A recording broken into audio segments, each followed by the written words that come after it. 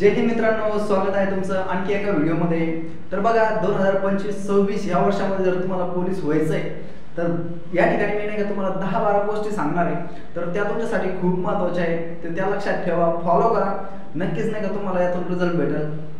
तर चला वेळ वाया न घालवता आपण नाही का व्हिडिओ या ठिकाणी सुरुवात करणार आहोत। तर बघा आता भरतीची ॲड पण आलेली आहे आणि पुरं फॉर्म पण भरताय, बरोबर आहे नाही, पण त्यामध्ये नाही का बऱ्याच पोरांना काही कन्फ्युजन असतं, तर कन्फ्युजन आपण या ठिकाणी दूर करणार आहे। आणि ह्या वर्षी नाही का पोलीस होण्यासाठी तुम्हाला म्हणजे व्हायचंय, वरती अंगावरती चढवायचे, तर ह्या ज्या काही गोष्टी आहेत त्या तुम्ही नाही का काळजीपूर्वक नाही का ऐका, लक्षात ठेवा आणि त्याच्यावरती नाही का काय म्हणता अंमल करा। तर बघा सगळ्यात पहिलं तर आता भरती आपण करतोय म्हणजे त्याच्यासाठी आपल्याला काय ग्राउंड आहे, तर आपण नाही का ग्राउंड नाही का हे ग्राउंड कमीत कमी नाही का 2 वेळा दिवसातून म्हणजे सकाळ संध्याकाळ म्हणा 2 टाइम नाही का ग्राउंड या ठिकाणी नाही का सुरू करून द्यायचंय। कारण की जर आपल्याला जर नाही का लेखीला क्वालिफाय व्हायचंय तर त्यासाठी आपलं ग्राउंड आहे, आणि ग्राउंडला जर आपण क्वालिफाय झालो नाही तर लेखीला आपण बसू शकणार नाही, बरोबर आहे का नाही। तर ज्या मुलांचं नाही का ग्राउंड नाही का सध्या वीक पॉईंट आहे, ग्राउंड आपलं म्हणजे येतच नाही, आधी लेखीवरती भर दिला असेल म्हणा किंवा काय XY Z ज्या कारणामुळे जर ग्राउंड तुमचं येत नसेल तर तुम्ही काय करायचंय, सकाळ संध्याकाळ नाही का ग्राउंड वरती नाही का जायचंय, ग्राउंड करायचंय, मेहनत घ्यायची, ठीक आहे का नाही। तर ग्राउंड हे नाही कमीत कमी 2 वेळा तुम्हाला करायचंय।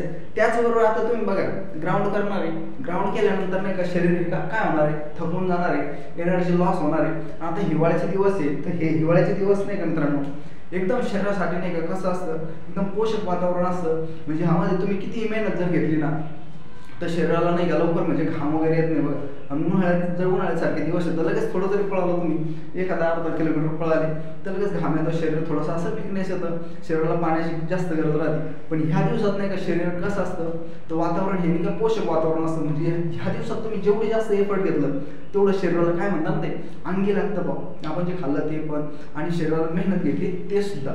तर त्यामुळे नाही का जास्तीत जास्त ग्राउंडवरती फोकस करा, म्हणजे तुम्ही क्वालिफाय झाले पाहिजे लेखीसाठी, ठीक आहे। त्याचनंतर बघा आता एवढे सगळे मेहनत घेत आहे, मग शरीर थोडंसं खासणार किंवा विकनेस येणार, तर त्यासाठी काय करायचं आहे, तर योग्य नाही का तुम्हाला योग्य असं प्रोटीनयुक्त नाही का काय घ्यायचं आहे, आहार घ्यायचा आहे, म्हणजे डाएट घ्यायचं आहे। तर त्यामध्ये मग तुम्हाला माहिती आहे का अंडे असेल, मासे असेल, जे नॉनव्हेज करतात त्यांच्यासाठी मासे असेल, मटण असेल, ह्या गोष्टी नाही का आहारात घ्यायच्या आहेत, जे ड्राय फ्रुट्स असतील ते घ्यायचे, म्हणजे आपली जे काही एनर्जी लॉस झाली असेल तर ती एनर्जी नाही का यातून भरून निघेल त्यासाठी, ठीक आहे का नाही। त्यामध्ये कुठल्याही प्रकारचे एक्सक्यूजेस करू नका की बाबा पैसा नाही आहे, असं नाही तसं नाही, काय नाही, काढा व्याजाने पैसे काढा बिंदास, कारण ज्यावेळेस नोकरीला लागू ना तर आपण ते पूर्ण तुमचं ह्या गोष्टी नाही का हे होऊन जाईल, तुम्हाला काही वाटणार नाही। पण आता सध्या जर एक्सक्यूज केलं आणि भरती निघून गेली आणि नंतर मग पस्तावा करण्याशिवाय काय राहणार नाही, यार तेव्हाच केलं असतं तर बरं झालं असतं। त्यापेक्षा नाही का आता सध्या नाही का डाएट असेल, तुमचे पुस्तकं असेल, आणखी काही बाकीच्या लायब्ररी असेल, ह्या ज्या गोष्टी असेल यांच्यासाठी नाही का पैसे खर्च करायला थोडंसं घाबरू नका, बिंदासपणे नाही का घ्या, पण स्वतः नाही का तेवढे एफर्ट पण द्या, नाही तर नुसते पैसे घ्यायचे, खर्च करायचे, मजा करायची, ह्या गोष्टी करायच्या नाही।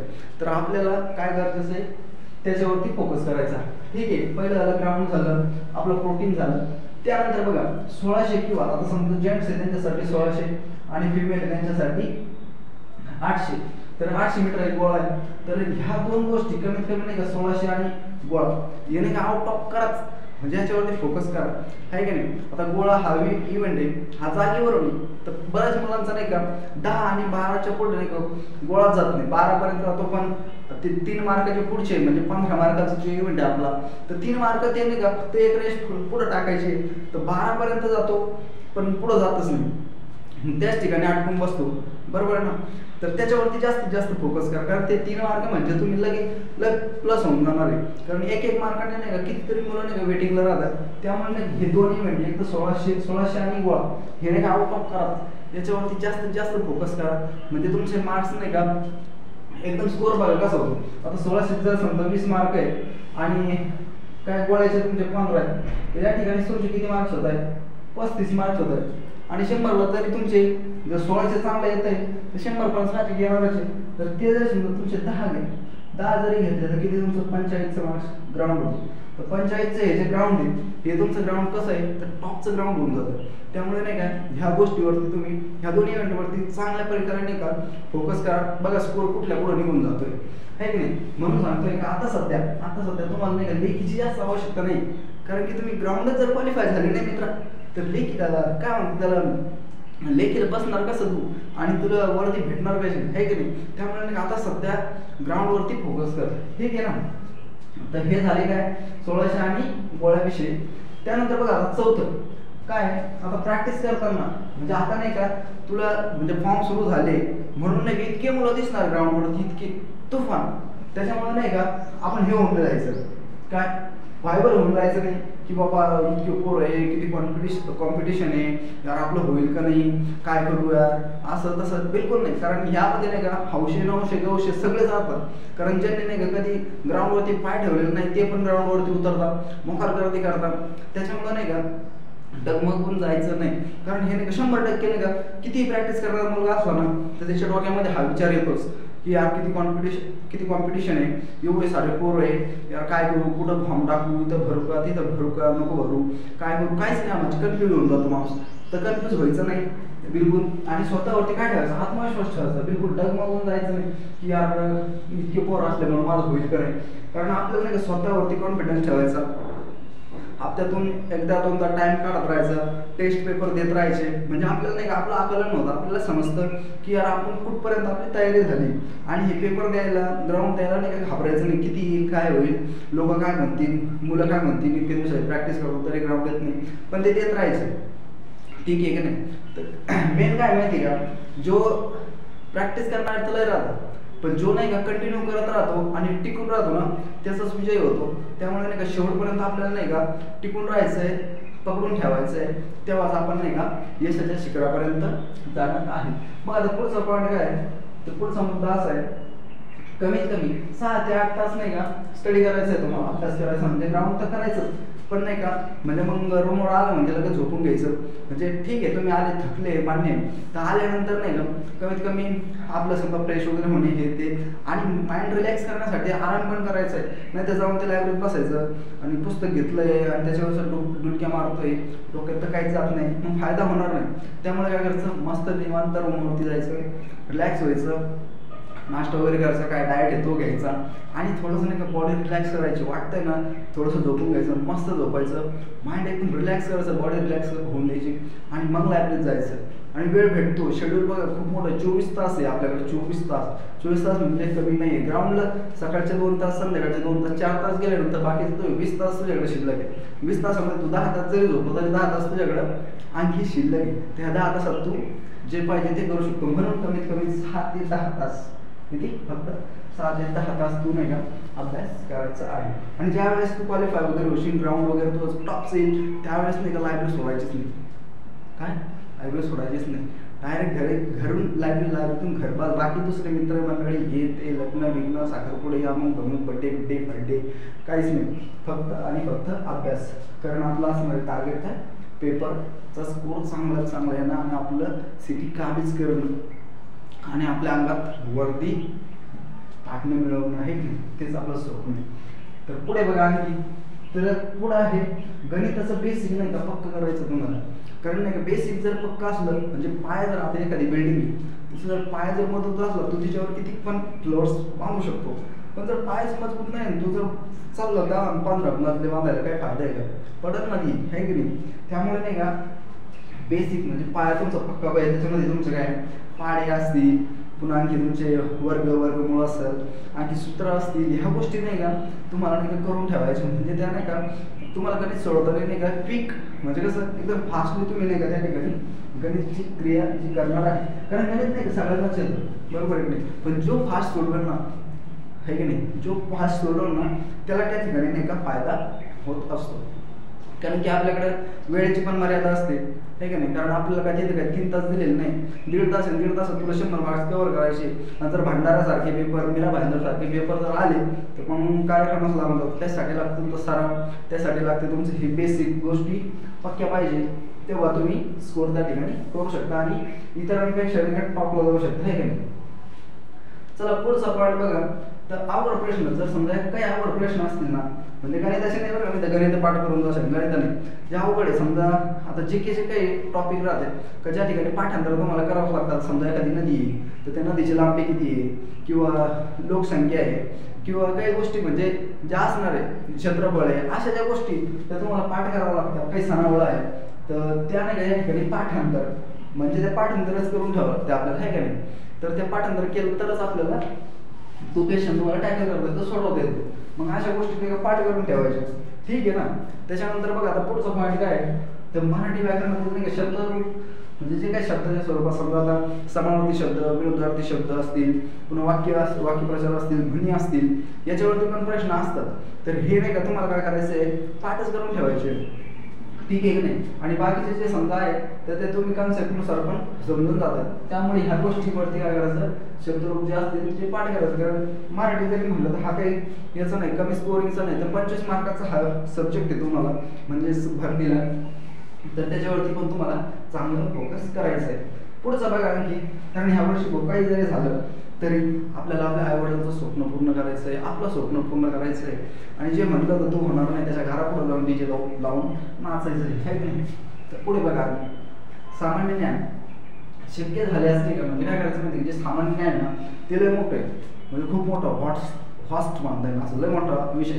तर मग त्याचं काय करायचं, ज्यात नाही का पाठीमागचे क्वेश्चन पेपर पाहिजे कशा पद्धतीचे प्रश्न नाही का तुम्हाला विचारले, तर तशा टाईपचे त्याच्यावर म्हणजे ज्यावेळेस आपण सोडतो ना, म्हणजे एखादी गोष्ट जर आपल्याला जमत नाही ना, त्याच्यात नाही का मुळापर्यंत गेलं तर ऑटोमॅटिक नाही का समजायला लागतं की कशा टाईपचे नाही का क्वेश्चन विचारले जाऊ शकतात. तर अशा टाईपमधल्या नाही का क्वेश्चन ज्यावेळेस तुम्ही वाचशाल, एखाद्या पुस्तक घ्यायचं वाचशाल, त्याच्यातून तुम्हाला कळतं की अरे हा अशा टाईपचा प्रश्न नाही का प्रश्नपत्रिकेत होता, मग हा पण नाही का येऊ शकतो. असे प्रश्न नाही का तुम्ही नाही का थोडे थोडे नाही का नोट डाऊन करत चला, खूप सारं नाही का नंतर ते जे पुस्तक वाचतोय त्याची एवढंच पुस्तक दुसरीकडे लिहून ठेवलंय, मग काही फायदा आहे का, त्याला नोट्स म्हणता येईल का, नोट्स नाही म्हणता येणार. तर नोट्स कशा म्हणजे एकदम शॉर्टमध्ये तुला नाही का ज्यावेळेस पेपर जायचे किंवा तू रिवाईज करतोय तर रिवाईजच्या वेळेस तुला नाही का असे पटकन झाले पाहिजे, ते 2-3 तासात तुला वाचून फिनिश झालं पाहिजे, असं फील आलं पाहिजे तुला की यार मी पुस्तक पूर्ण वाचलंय किंवा डोळ्यासमोरून गेलंय. ते वाचताना तुला नाही का असं पूर्ण चॅप्टर तुझ्या डोळ्यासमोर असं उभं राहायला पाहिजे, त्याला काय म्हणतात नोट्स. तर अशा नोट्स तुला काढायच्या आहे, म्हणजे त्याचा तुला फायदा होणार. त्याचबरोबर आणखी महत्त्वाचं बघा, 2-3 मार्क याच्यावरती असतं हमखास करंट अफेअर्स, आहे का नाही, म्हणजे चालू घडामोडी.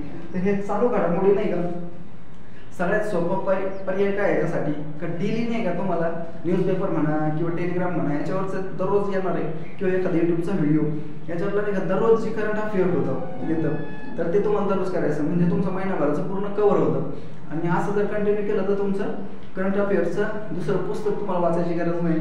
मार्केटमधून एखादी 6 माही किंवा 3 माहीचं जे पुस्तक भेटतं तसे वाचायची गरज नाही.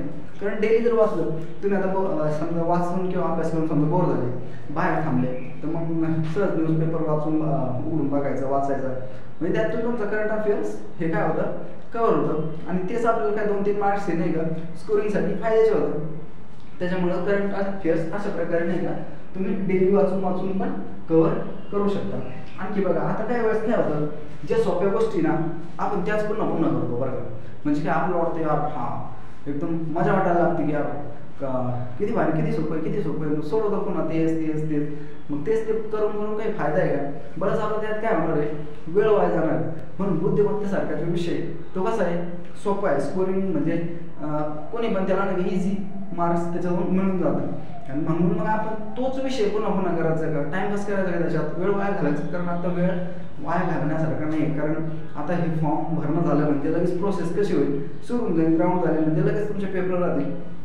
त्यामुळे त्यात वेळ न वाया घालवता जो विषयात आपल्याला नाही का स्कोर कमी येतो, मग स्कोर कमी येतो हे कसं समजणार, ज्यावेळेस आपण नाही का प्रिव्हियस क्वेश्चन पेपर असतील किंवा काय म्हणतात ना हे सर्व पेपर सोडवशाल दुसरे एखाद्या अकॅडमीचे असेल किंवा XYZ कुठले पण, तर त्यातून तुम्हाला जो स्कोर आहे 100 पैकी किती येतो आणि त्याचं तुम्ही ॲनालिसिस करशाल की मराठीत किती आले, बुद्धिमत्तेत किती आले, गणितात किती आले, मराठी व्याकरणात किती आले, तर त्याच्यात कोणत्या टॉपिकमध्ये कमी आले, ज्यावेळेस ॲनालिसिस करणार तेव्हा तुम्हाला समजणार, बरोबर आहे का नाही.